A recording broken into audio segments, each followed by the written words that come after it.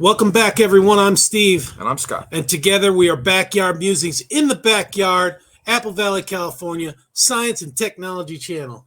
And we don't need science and technology to tell us that it's cold. You guys must have took our advice to invite your friends and family because we saw a little burst in subscriptions. So we appreciate that. Yeah, and we had one, it was like 300 and some views. Well, we must be putting out good content. Yeah, let's hope so. All right, tired of tossing and turning? Strength training could be your best bet for better sleep.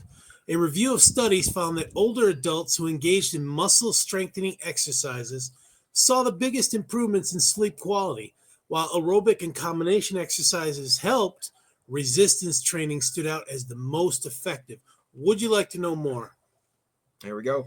Strength training, whether using weights or body weight, may be the most effective type of exercise for improving sleep in older adults, according to a pooled analysis of existing research published March 4th, 2025 in Family Medicine and Community Health. The study also suggests that aerobic exercise, as well as a combination of strength, aerobic, balance, and flexibility exercises, can help improve sleep quality. So flexibility, that's yoga, right? Sure. Balance is Tai Chi. Flexibility to me is just getting out of bed. Okay, I'm not going to go there. Sleep tends to worsen with age, and up to 1 in 5 older adults experience insomnia. Like Sister Hayes, she's got it bad, insomnia. Researchers note, poor sleep is linked to serious health risks, including cognitive decline, and can contribute to workplace underperformance and absenteeism. Previous studies indicate that exercise can help relieve insomnia symptoms, but the most effective type of exercise has remained unclear. To investigate, researchers analyzed clinical trials published up to October 2022 that compared different types of physical exercise with routine activities, standard care, other non-exercise interventions, or health education. Excuse me. All participants in the studies have been formally diagnosed with insomnia, and sleep quality was measured using the Global Pittsburgh Sleep Quality Index. Whoa. Never heard of that. Global Pittsburgh. Yeah. Okay. Maybe it's somebody's name. Maybe it's a Philadelphia thing or a Pennsylvania thing. Yeah. The types of exercise covered by the studies included aerobic, such as cycling, dancing, and swimming, brisk walking, and gardening.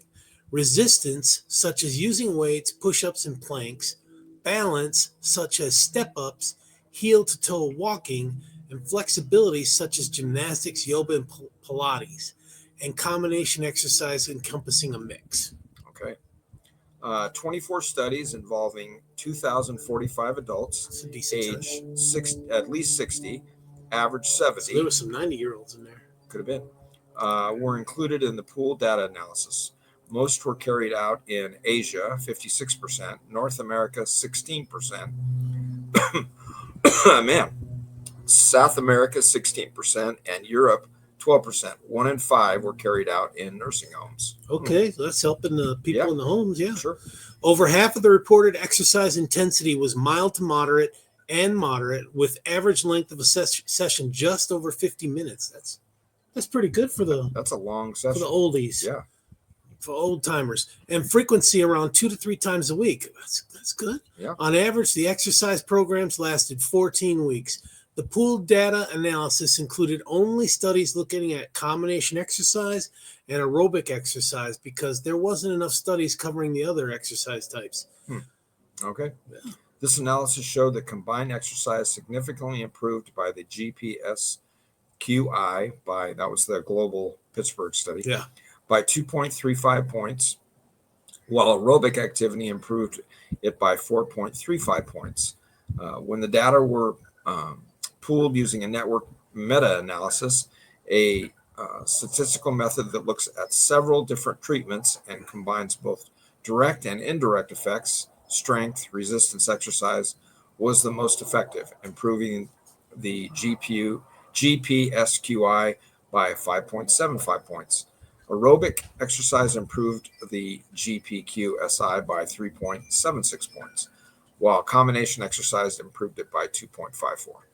points. Dancing to the oldies with Richard Simmons. Yeah. I guess, yeah. Of the comparators, sleep education was the most effective, although what this entailed wasn't clearly defined in the included studies, and it still wasn't as good as muscle strengthening resistance exercise, the analysis showed. But I'll bet you if you do both together, I went through some sleep training at the VA, and it was stellar. It was awesome. Was it this kind of training?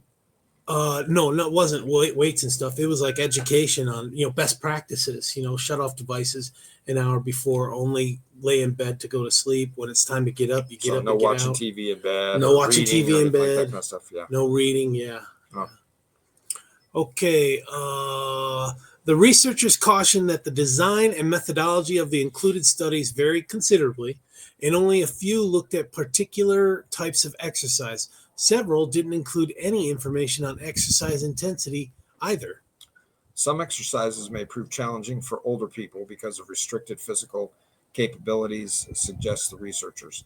But they nevertheless conclude that, quote, exercise, particularly strengthening exercise and aerobic exercise, is beneficial for enhancing subjective sleep quality at a clinically significant level compared with normal activities. So get up and move around, right? Yeah, move. That helps anybody. I think just moving. So. Even start out by walking, and then you can get to those little weights, the weight resistance and stuff. Yeah. Bands. You could use rubber bands too. Yep. And if you can't walk a long way, then maybe find some kind of an incline, right? Yeah. Just walk up a hill, and then you get to walk back down the hill. Baby steps, right? Start small and build up.